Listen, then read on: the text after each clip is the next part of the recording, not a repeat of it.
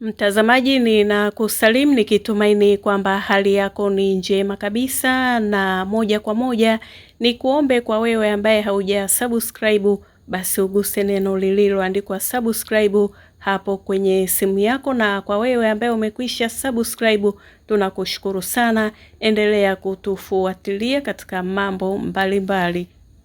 Na moja kwa moja ni kupeleke pale Mbweni katika dimba la Meja Jenerali Samuyo.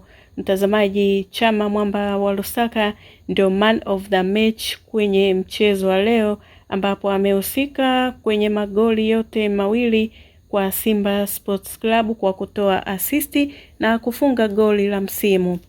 Kuuliza tu mtazamaji, ubingwa jamani ndio basi tena, kwamba wana Msimbazi mwaka huu hawapati tena ubingwa na badala yake waiachie Yanga Sports Club, ama unaona kuna nafasi mbele kwamba wanaweza wakapambana na kuchukua ubingwa mwaka huu?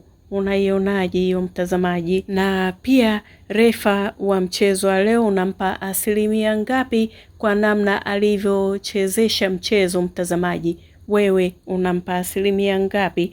Na ikumbukwe kwamba watani hao wajadi wamegawana pointi, yani Yanga Sports Club na Simba Sports Club wametoana jasho kwa sare ya mabao 2-2 katika uwanja wa Meja Jenerali Samuyo Mbweni jijini Dar es Salaam katika mchezo wa ligi kuu ya NBC Tanzania Bara.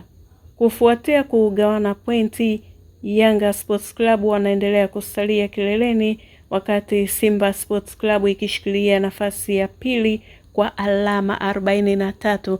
Na ndio maana hapo awali nikauliza mtazamaji, unaiona Simba wapi? Ina nafasi ya kupata ubingwa kwa mwaka huu ama ndio basi tena? Yapi maoni yako?